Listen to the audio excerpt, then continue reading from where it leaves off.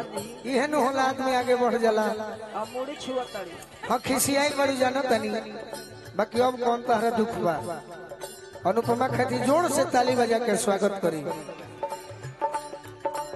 लोग हमसे पूछ रहा है भैया, लोग हमसे पूछ रहा है सोशल मीडिया पे, इंस्टाग्राम पे, जिस पे भी सोशल मीडिया पे मैं एक्टिव हूँ, सब पे पूछ रहा है कि आखिर जब आपने मना कर दिया था कि मैं उनके साथ अब कभी कार्यक्रम नहीं करूंगी, आखिर क्या रीजन हो गया कि आप दोबारा उनके साथ कार्यक्रम कर रही हैं? तो इसका जवाब खुद आज गोलू भाई देंगे।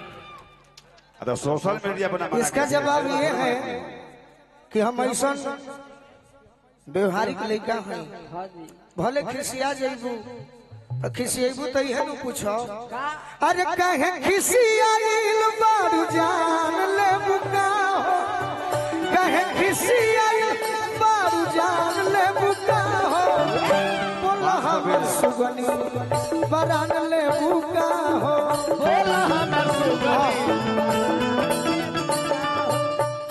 ओ में हमारो गलती हो सकता अनुपमा। अच्छा यही बात पर एक बोलूं, यही बात पर तुम एमबीबी न्यूज बताऊं तो मैं इंटरव्यू दे रही हूं। लेकिन हाँ हमारो गलती हो सकता अनुपमा, लेकिन तू हमारा के भुला जेबू एगो निशानी के तरह।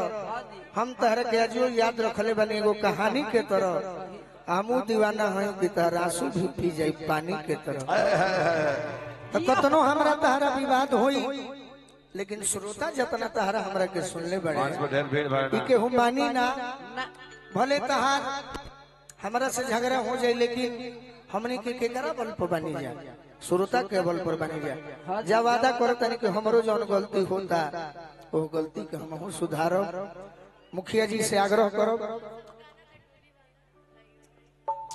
हाँ वो बाद में गाई वो बाद में गाई। अभी हम 3 गो गीत गाई, ओकर बाद अनुपमा के स्वागत होई, तब चुनरी ले बनी सब। बड़ा व्यवस्था टाइट भी है। अरे की के लगनवा में बाबूजी आई बड़े,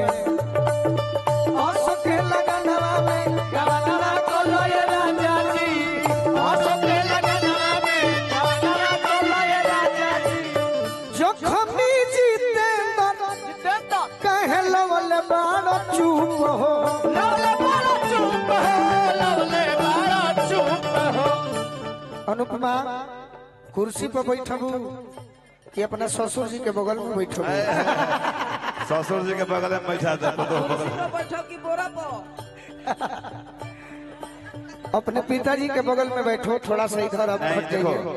अनुपमा चेयर पर ना उसे बैठो ठीक लगे। चेयर पर चेयरमैन बैठते हैं और जमीन पर जमींदार बैठते हैं। तुम जमींदार हो, जमीन पर बैठो। हाँ जमींदार हो तो बैठो, बैठ जा ससुर। ठीक लगे। जो खमी जितेंद्र कहे लवल बाड़ा चुप हो, लवल बाड़ा चुप हो, लवल बाड़ा चुप हो, कामना सवतिया के खोलता रहू कहो, खोलता रहू कहो, कहतिया कि पोखरी में हरखेन जी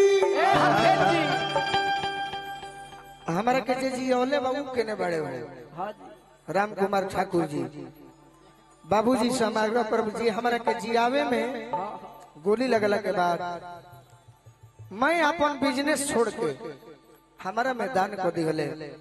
हमार पिताजी तो है बनी, हमार पिताजी के बड़ भाई राम कुमार ठाकुर जी आयल बनी। चाहू की आवाज सुनत बनी तो मंच पर आई, हम बाबूजी के स्वागत करब अपना। कि पोखरी में गोलू अरे सननवा कोलो ये राजा जी, करा मगे भाई। अरे कियो सोके लगनवा कोलो ये राजा जी, सोके लगनवा में गवनवा कोलो ये राजा जी, सोके लगनवा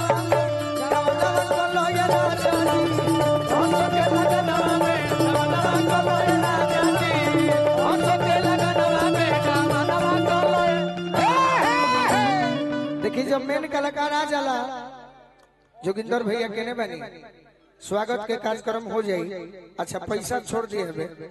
ना ना जारदा वहाँ खोल दे पैसा नहीं। पाने से का स्वागत करो। अच्छा ऐसा बात नहीं खेनु कि अनुपमा आ गई बड़ी तरुरा सब अपना मन में सोचत हो खब के गुलूरा जब तू हट ऐसा बात नहीं खेनु ना जी कैसे के देखिए हम बागेश्वर धाम के चेला में हम मन के बात पढ़ी ले पर्ची खोल बाकी अनुपमा भी हमारे सहपाठी कलाकार हाँ। और निजी जीवन में हमारे बहन ही हो गलती करे ले तो हमरा से कहीं कहा जाला। अच्छा स्टेज है ऊपर कोनो माफी नहीं है स्टेज पे थोड़ा बहुत चलता है।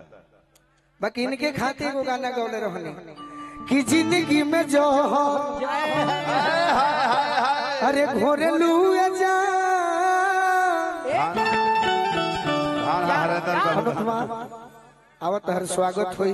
हरेंद्र जी खड़ा हो जी लोगो स्वागत कहे मुंह हमर से जीजा जी को हदे बता घट जीवो नहीं कर पाऊं नहीं जीजा जी को बहन के अपन कार बाटा तो रेल बड़ जोला कह माने ला तो कहो का हरेंद्र सर तारा सर के लेके हम बाबूजी से भी आग्रह करब कि एगो गमछी एगो दे दो मनोज भैया अनुपमा के स्वागत।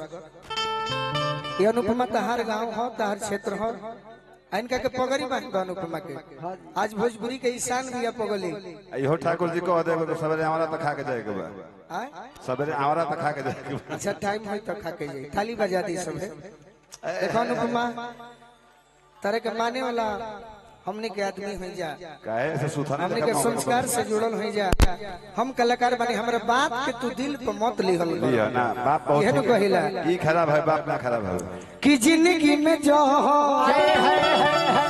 अरे घोरे लुए जा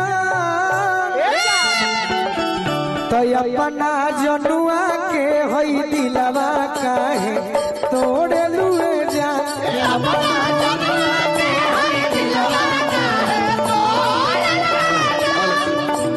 दुनिया कहती है तो बुरा नहीं लगता ना गोलू भैया, अपना कोई कहता है तब बुरा लगता है। बिट्टू सिंह जी करम के नाता दूसरा से नाता जोड़े लगे जा ताली बजा दी स्वागत में जोड़े लगे जा कि अपना जनुआ के होई दिलवा काहे तोड़े लुए जा अपना जनुआ के होई दिलवा काहे तोड़े लुए कौन कारण तू करेलू बेवफाई पूछला पर झूठो सचो देवेलू सफाई सही में हम ना जननी का सूरजवा अतन बदल जइबुए हो हर जाई सोचल पर लगेला करे जब फटी जाई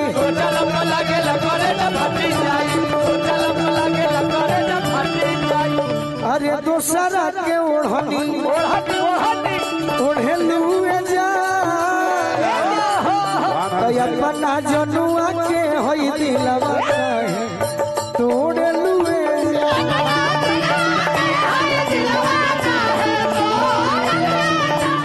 अनुपमा यह लिखल चीज के हम पढ़ले बानी आए मंदिर में हम 11,000 रुपए के सहयोग के वादा कैले बानी तुम को सहयोग के वादा यह चीज के पढ़ के अपना मन से वादा कर दो तुम को सहयोग के वादा कर दो माइक में पढ़े। हाँ हाँ अरे माइक में पढ़े तो मन में थोड़े पड़े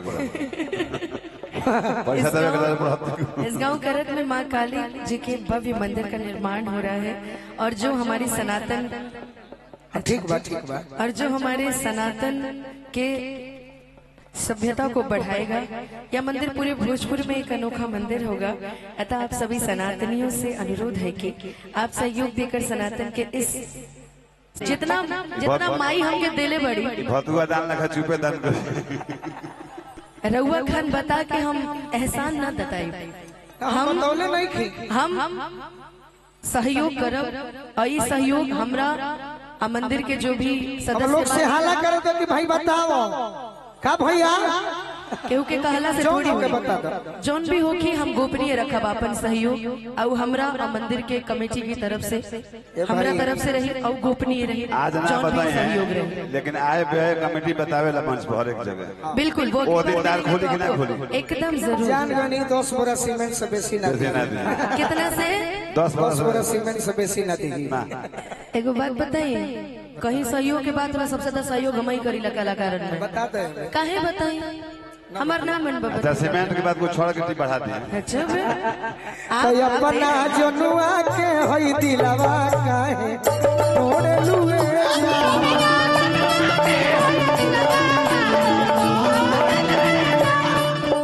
सहिल गम हम जइबू त जा जा ओई बुलवट के नकरी आई खा जा तोहर के यार तो 1000 मिल जाई है धगा कइले बड़ा तू तो हमसे गोलू राजा। जिंदगी में फिर नहीं धगा कइले बड़ा तू तो हमसे गोलू राजा। अरे के करा अरे छोड़े लुए जा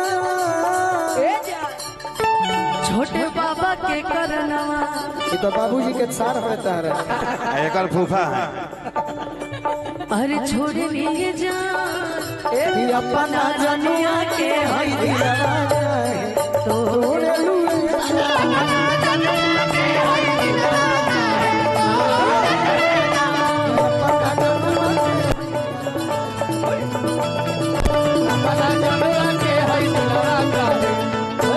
अब ढेर गावल हमरा उचित नहीं अगर अनुपमा खड़ा बाड़ी स्वागत भी हो गइल बा तो हम चाहतनी कि जे तहर गीत संगीत शुरू हो ये जाए। बाप 3 गाने गाने वाले थे, ये भी एक हुआ। अरे हम पहले भजन आप गा रहे थे ना, अभी मेरे आने के बाद आप बोले कि 3 गीत के अच्छा बाद मैं आप आपको आपको सुना सुनाएंगे। देती हूँ जाइए बिल्कुल सुनाइए। एक कुर्सी मंगा देता नहीं मंगाई मत दी सब है हाँ मंगावे के है जे बैठ दी एकरा के हम इतना मानी लेता अरे बुझा भाई लगा हाँ इसीलिए दिल्ली कार्यक्रम में रुला दिए हैं मुझे। तू कहा रे दादा कबूतर लगा टुकु टुकु ताकत गाते गाते दिल्ली मुझे रुला दिया है और गा रहा था भैया उठाई बहनिया के डोली। कबूतर लगा मुठुर मुठुर बाबूजी हम देखिए ना। अच्छा